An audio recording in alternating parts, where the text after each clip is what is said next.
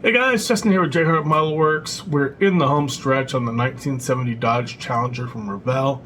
There's not a whole lot left, so join me as I get the camera flipped around and we knock out the final assembly for the Blue Ox Bottle Shop Street Machine Group build.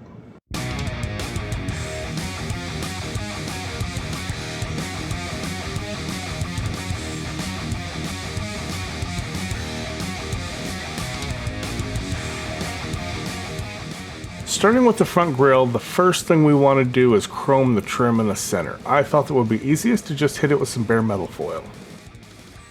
We're just going to cut a piece off large enough to cover the entire trim area, and we're going to burnish it down, starting with the middle and working our way out. Once we get the center down, we're going to start burnishing it again with a cotton bud.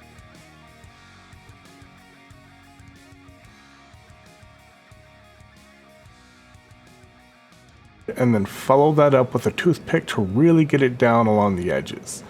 We want it burnished down really well on both sides and all along that trim. Once it's burnished down, we're going to use a scalpel with a brand new blade in it, and we're carefully going to cut along the edge of the trim.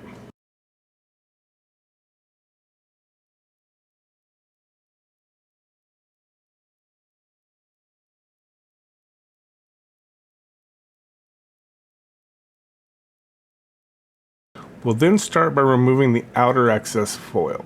Once the excess is removed, burnish your trim foil back down, as removing the excess can lift the foil. Then we're going to cut away the inside and carefully remove the inside excess as well using the same process.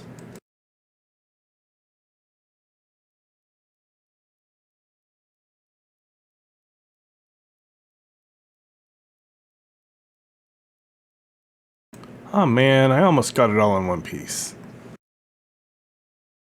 If you are super good with the scalpel, which I am not, you could possibly cut around that Challenger lettering and leave that chromed with the foil as well, but I have other plans. With the foil done, we're going to use some Vallejo silver and we're going to paint the inside of the headlight buckets. Try not to get any on the outer surface. If you do, you should be able to clean it up with a wet cotton bud before it dries. But I have found that on occasion it stains the primer and you end up with a lighter surface where that silver paint was.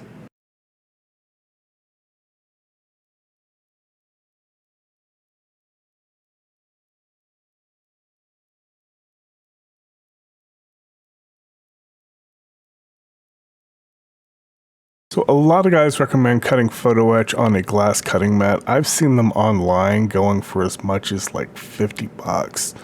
Usually it's like a little less, but still I've seen them like 20 and 30 bucks regularly.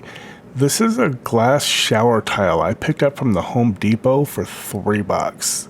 It does the job, super cheap, super simple. My buddy Chris from CD Scale Models sent me the Model Car Garage photo etch set for this. He actually bought it to use on his build because he's going to be building one of these eventually. And he's like, Justin, take whatever you want off of it. All I really want is the photo etch Challenger logo to go on the grill. And there's like 3 of them on here. I think that second one down is going to do the trick. We're just going to cut the photo etch off the fret with our hobby knife. I'm going to use a ball of blue tack to hold the photo etch while I add a tiny bit of CA glue to the back side. We don't want to glob it on, just put a tiny drop and then spread that tiny little drop around. And then we can very carefully set it in place and position it on top of the molded in Challenger lettering.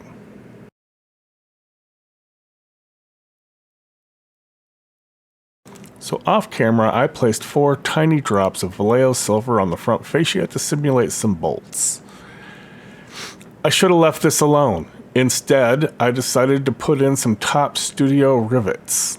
So we started by using the dead center tool to make a pilot hole and then began drilling out holes for our rivets. We're not going to sit through all 4 of these. This whole process, just these 4 little rivets, took over an hour and a half. Once we have all 4 of our holes drilled, we're going to use some UMP airbrush cleaner on a cotton bud to remove the dried acrylic silver. This will remove that silver without damaging the lacquer black that's underneath it.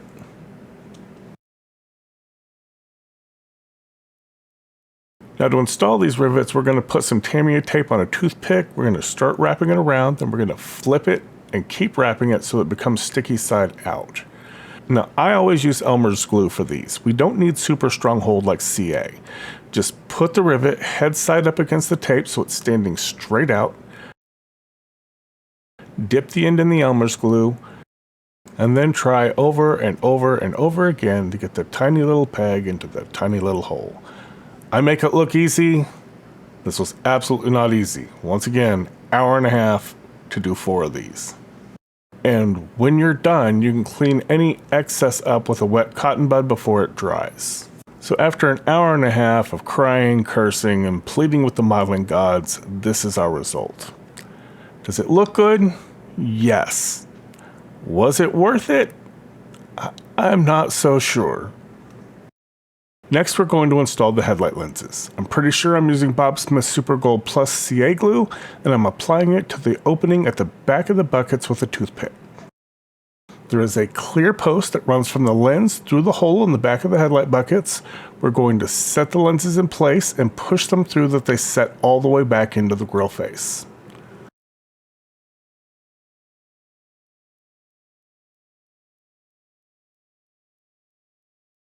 When setting them in place, we want to make sure that we get the detail on the headlight lenses straight.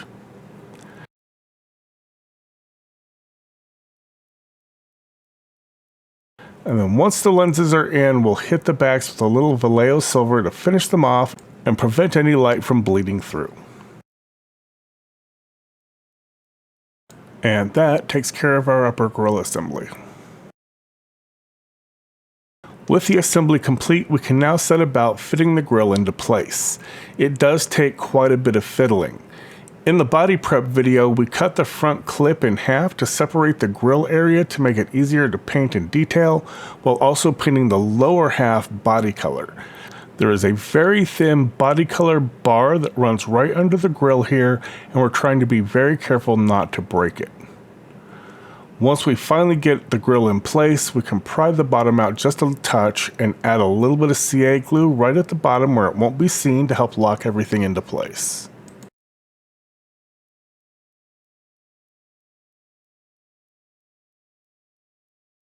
In the body prep video, we drilled out the molded in front turn signals. I have modeled and 3D printed up some replacement turn signal buckets and lenses.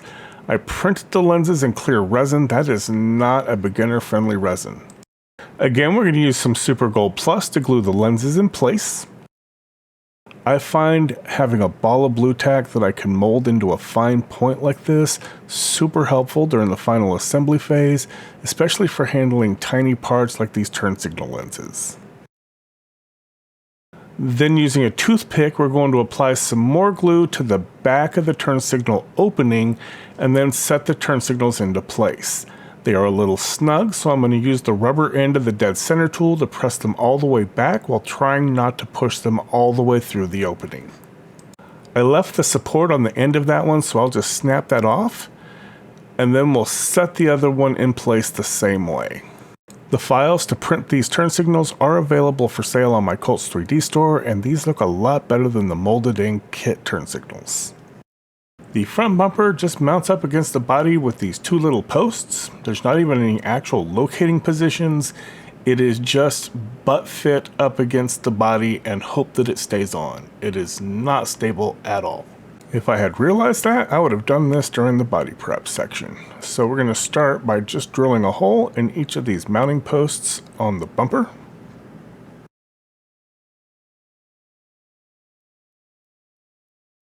We will then glue in some 1/2 millimeter metal rod to each one and clean off any excess glue.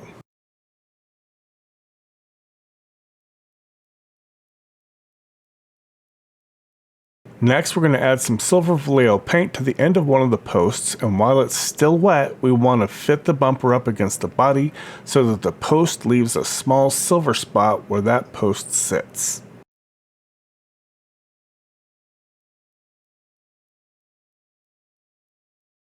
We can then use our dead center tool and our pin vise to drill a hole at that mount point.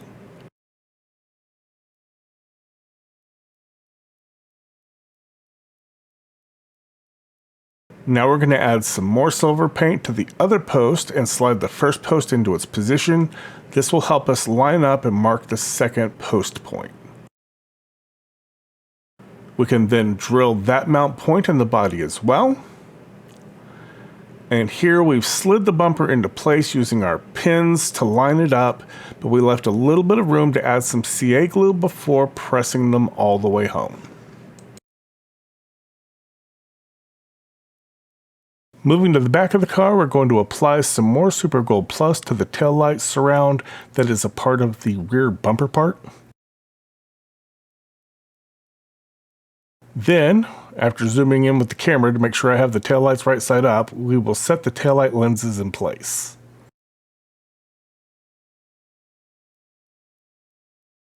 Next, we're going to add an extremely thin bead of CA glue to the lower mounting area of the taillight surround on the body, as well as add a little bit of CA glue to the upper part of the taillight area and set the bumper and taillight part into place. Be careful and watch those fingers. Check them often for CA glue before touching the body. Now we'll just drop that in, and we do need to hold it into place for a little bit while that glue sits. If we don't, I found that the taillight part just didn't really want to hold well. Alright, we are busting out the Elmer's glue again. We're doing another 1.2mm top studio rivet. This one's going to be for the trunk lock. Again, just put the rivet on the tape and then carefully set it in place after we dip it in the glue, and then clean our excess glue off with a wet cotton bud. We're going to add a little bit of CA glue and then tap off the excess because we did get a little bit too much in there, and then we will set the fuel cap into place. I did zoom in with this on the camera as well because the letters for fuel are written across the top of it, and you really want to make sure you get it right side up.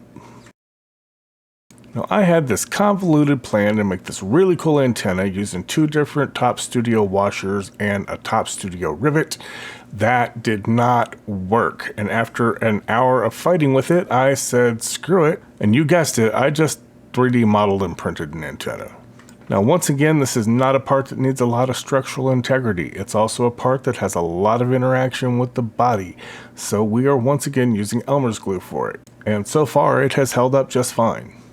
For those of you who may be interested, I will be throwing the antenna file up on my Colts 3D page for sale as well. Ah, the side mirrors. The plan was to use the kit mirrors, right up to the point that that happened. For those of you who may be curious, I did in fact find that mirror by stepping on it and impaling the metal post into my foot about an hour after installing these, my 3D printed bullet mirrors, which are also available on my Colts 3D page. Jesus, this video sounds like a sales ad. I sprayed them in gloss black. I then sprayed them in some Duralumin Tough Chrome, which is my favorite chrome.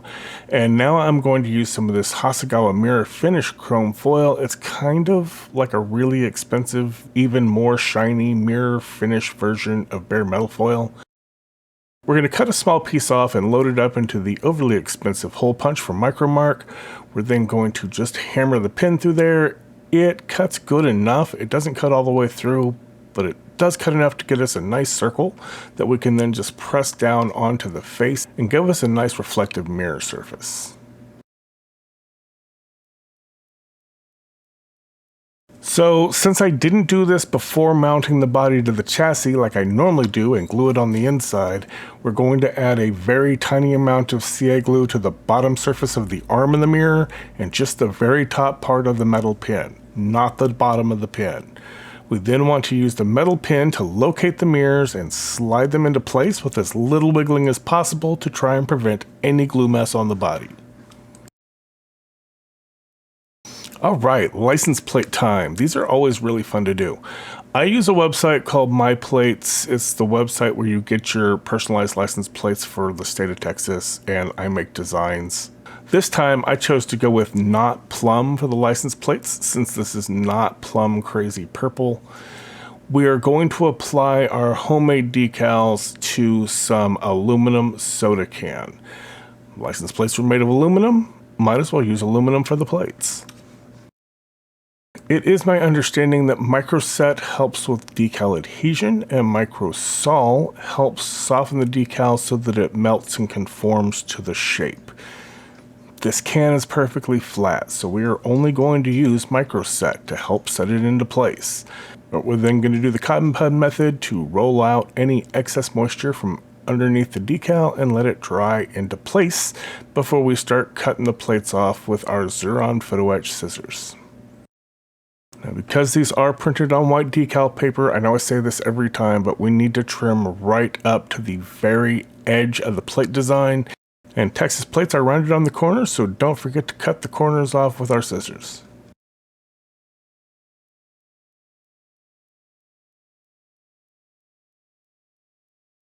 The next step to making our license plates, we're going to scrape off a couple of these photo etch bolts from ProTech. I used the 0.03 for license plates. We're just going to add a tiny drop of CA glue to each of the bolt points on the plate. And then we're going to take a toothpick that's been moistened with some saliva, and that has just enough surface tension to pick up the bolt head and drop it into place on the plate. If you're sitting there thinking, ew, saliva, don't look my model and you won't have to worry about it.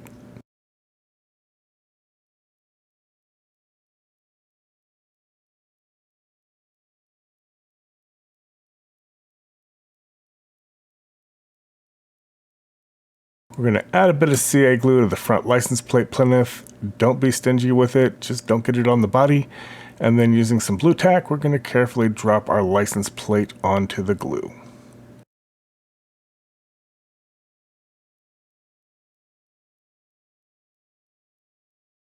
We'll repeat for the back and the plates are done.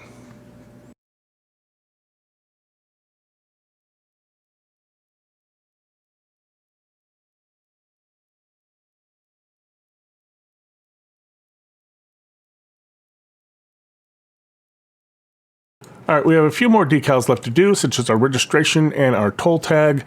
If you remember in the Pantera build, I made all the registration stickers for March and I didn't finish it till April. I did not make that mistake this time. I did stickers for July and August. I also made an April registration sticker and I fixed the Pantera build as well. So you know the drill here. Cut right up to the very edge of the design because it is on white paper.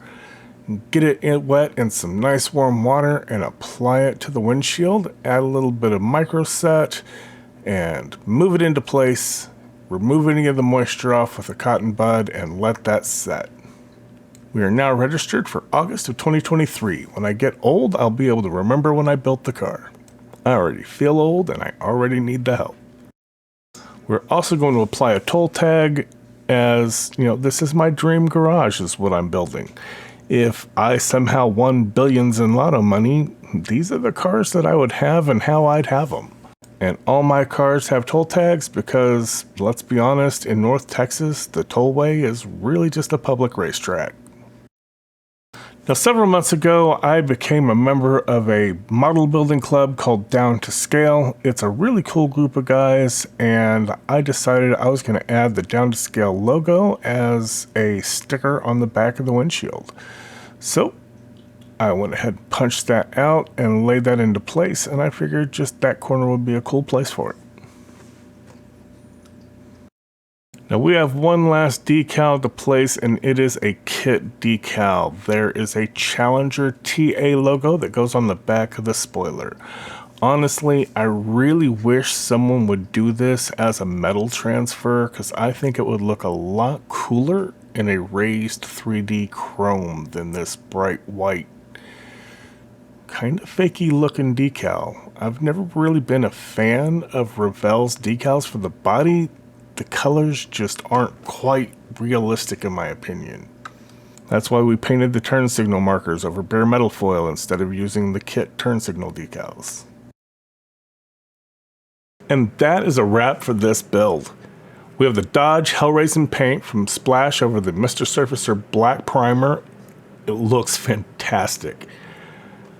I love this color so much better than Plum Crazy. This is a beautiful, dark, rich color. Also love the magnesium stripes in our 3D printed wheels and brakes. We lowered the front end by about 2 millimeters. Couple that with the 20-inch rims on the front and the 22s in the back, it all works together just to give this car an incredibly aggressive stance. Our engine bay looks fantastic as well. We have our 3D printed master cylinder, battery, brake booster, washer fluid reservoir, the radiator with the electric fans, my 3D designed and printed Mopar Performance valve covers. Those are available in my Colts 3D shop, as well as a Mopar Performance air cleaner that I added recently as well.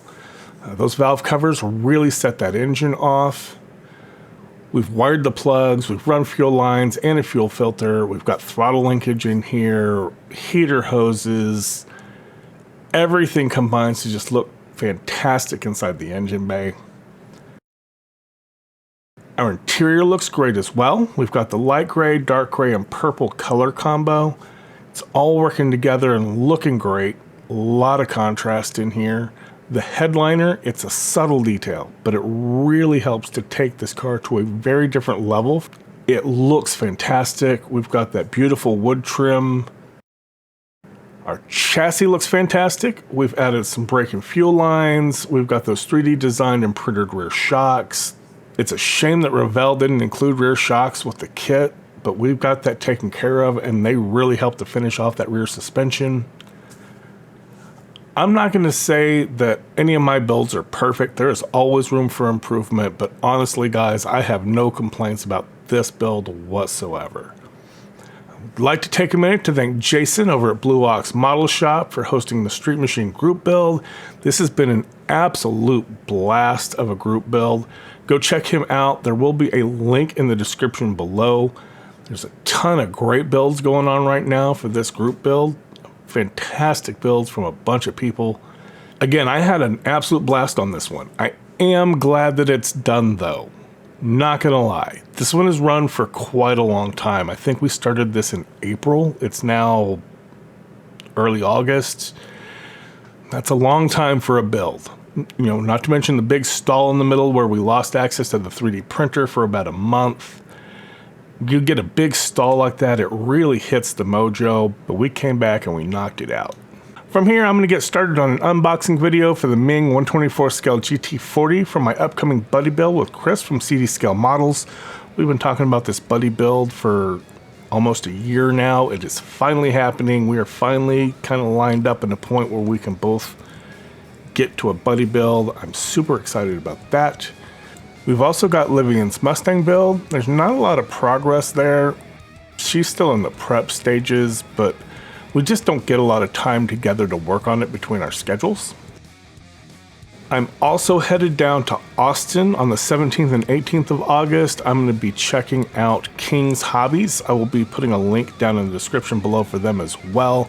We don't really have any really good hobby shops anymore up in the Dallas area. We've got Hobby Town and Hobby Lobby.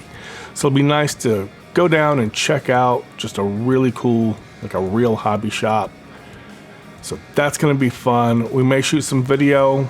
We'll see. Hopefully I'll have something cool to show you guys from down there. As always, guys, thanks for hanging out and building with me, and I will catch you on the next one.